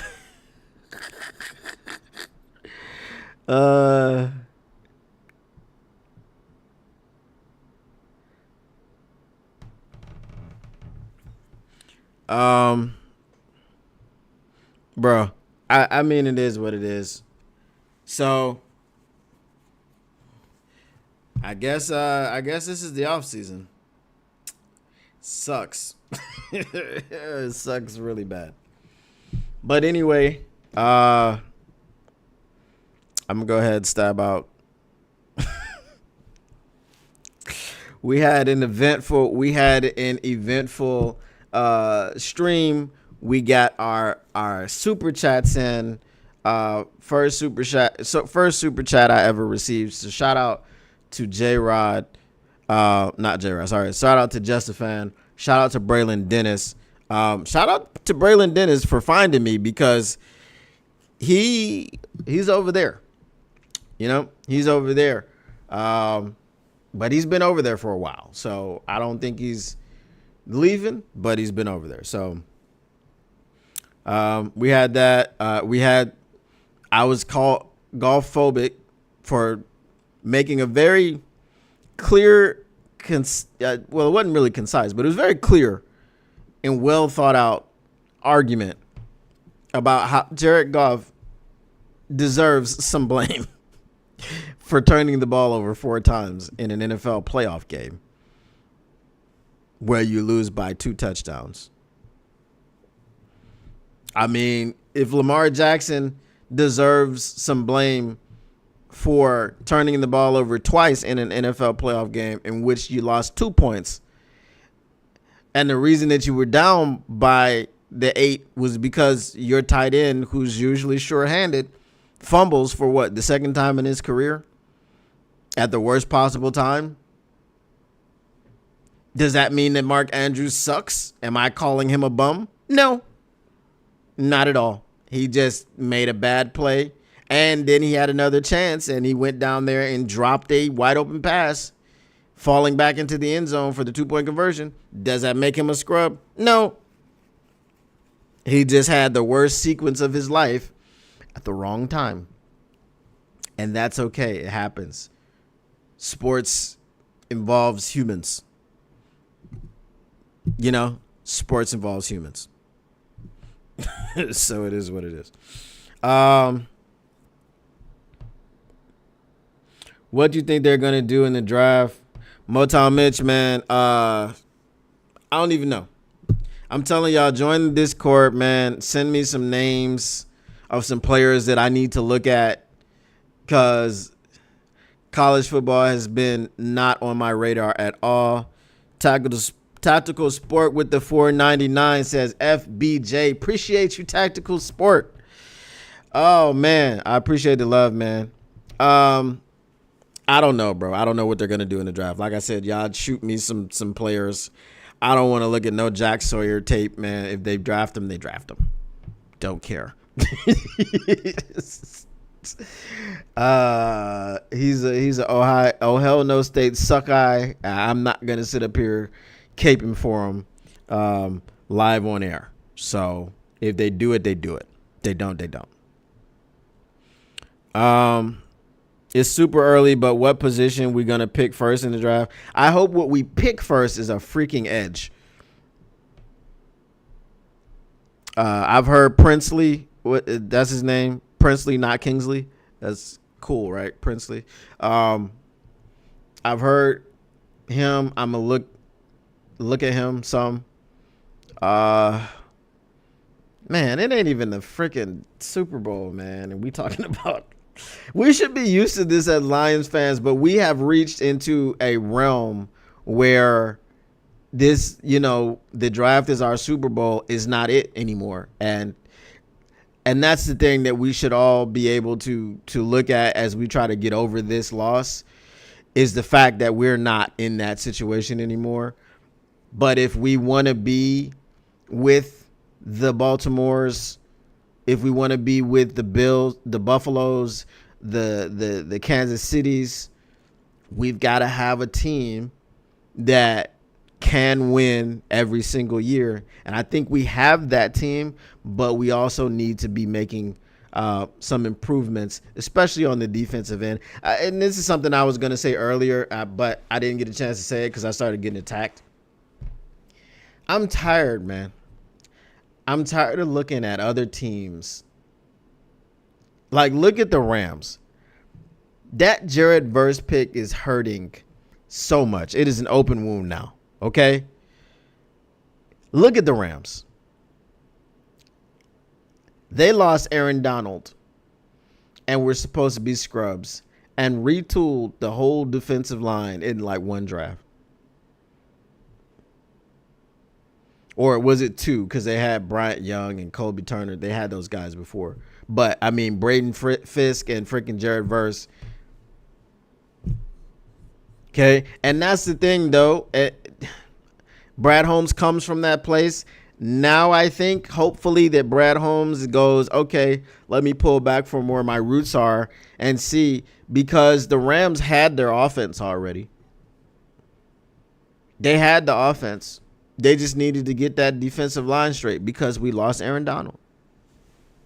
And they did it.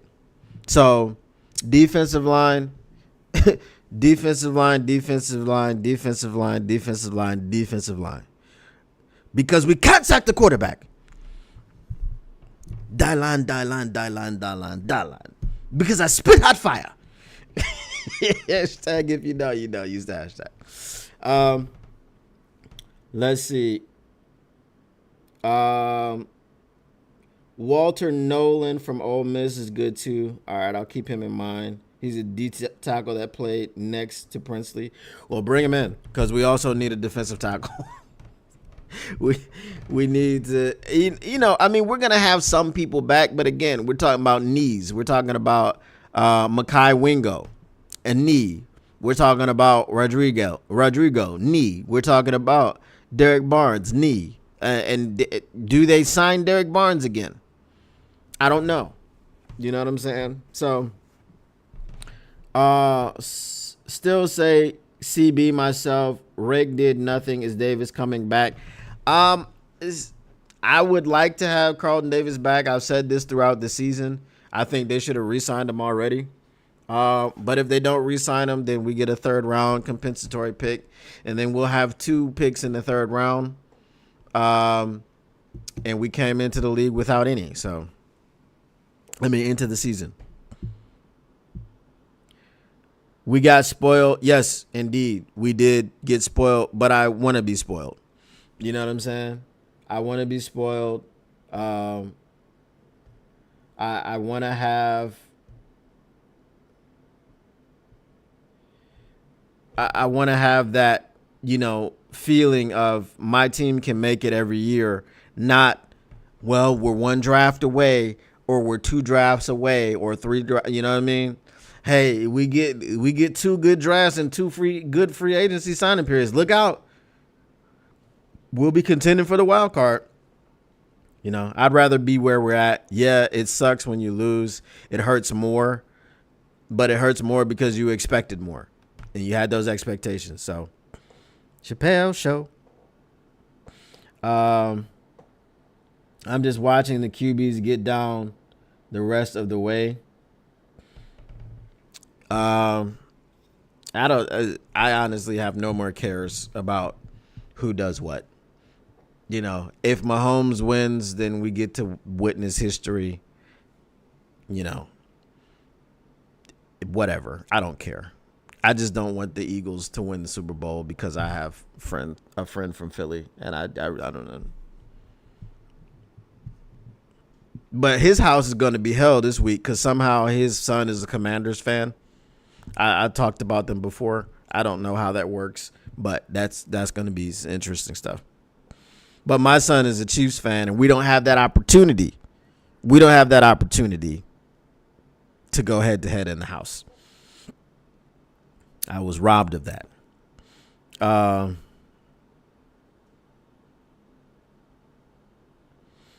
Thank you, Salty Pork Chops. We didn't ask. We didn't ask to be kept up to date. I have no interest in the game. Michigan Wolverines are still the defending national champions. So, you know. Armenian Man, where's the Discord? Let me put the link up in here.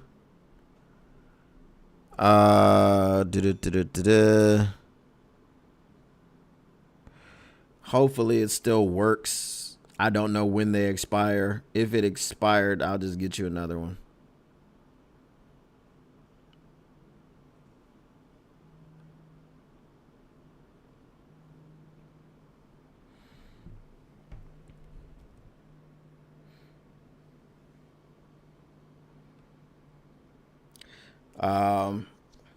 I'm not watching that the rest of the playoffs, but I need the Commanders to lose to the Eagles. After that, I don't care. I don't think the Commanders have a real look. Look at what Saquon like you couldn't stop, and I can't say, I don't want to say it in that way, but we what the number 1 and 2 rushing, well 1, 2, and 3, because I think the Ravens are number 1, right? So top 3, right? So if you run up against Gibbs and the Lions, you're gonna give up 200 yards on the ground. If you run up against Lamar, you're gonna get, Lamar and Derrick Henry. If you run up against, which they are going to, and they did already. They ran up against the Lions, right? Gave up 200 on the ground. Now they're gonna run up against Saquon and the Eagles and Jalen Hurts. They're gonna give up 200 plus on the ground. I mean, but I don't think the Eagles are gonna turn the football over 5 times. That's just what I think.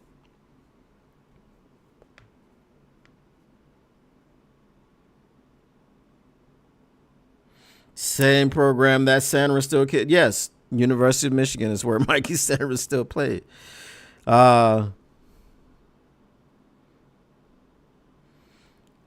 Hopefully he can join you on the couch. He can join me on the couch. Oh, well, yeah. Well, hey, he'll be in school, actually, which is the funny thing. Okay, it's expired. Let me just make another one then. I guess they last for about a week, and then they run out. Mr. Morale, that Facebook link was hilarious, bro. That Facebook link was hilarious.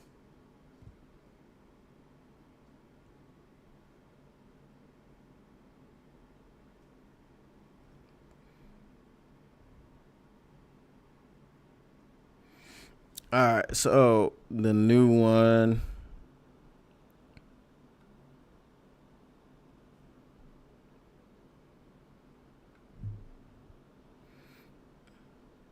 All right, that's the new one. So I just made that one. It should work. The Lions gave up damn near 200 yards rushing. Weather might be a factor. No. Did you not see the... Bro, Saquon just ran for 205 in the snow. He had 2 home run balls.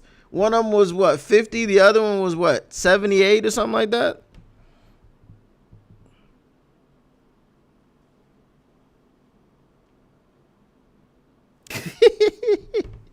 Well, salty pork chops, you are very salty. Hey, if you ain't cheating, you ain't trying. That's what they say.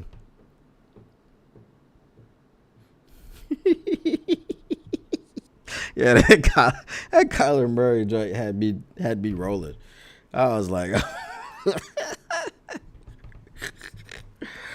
all right, guys, man, I gotta stab out. I gotta get. It's hot in here, so I gotta get changed back into summer attire. I gotta chop up this damn Ben Johnson segment, put it out there. What?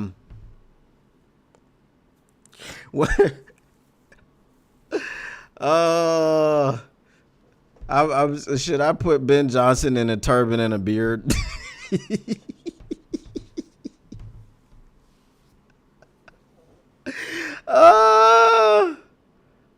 Oh man. I don't know if I should do that. But anyway, I'll keep it civil. Once again, Motor City Cats back at it. Came to give you stats, not static. Whatever you do, and I can't tell you what to do. I can't. But in this day and time,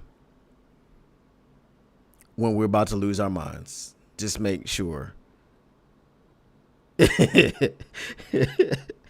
So Lee 313 said try to get canceled, and then Tactical Sports says yes. I'm not gonna do it.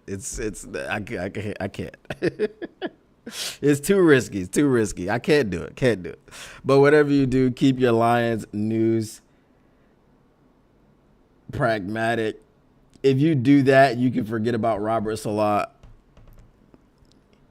No, it's not the same thing. It's not the same thing, TaylorMade Media, because I'm calling him a terrorist. I'm not. That's because I'm calling him Osama bin Johnson. That's all. But anyway, keep your Lions news pragmatic, man. And hey, man, I appreciate y'all once again. Appreciate all the super chats. Appreciate all the love and the hanging out. Appreciate the likes. I appreciate your subscriptions. Hey, y'all choose to hang out with me and spend your time this way, so it means I'm doing something right, even though apparently I'm Goff phobic. But I will holler at y'all on the flip side. Peace.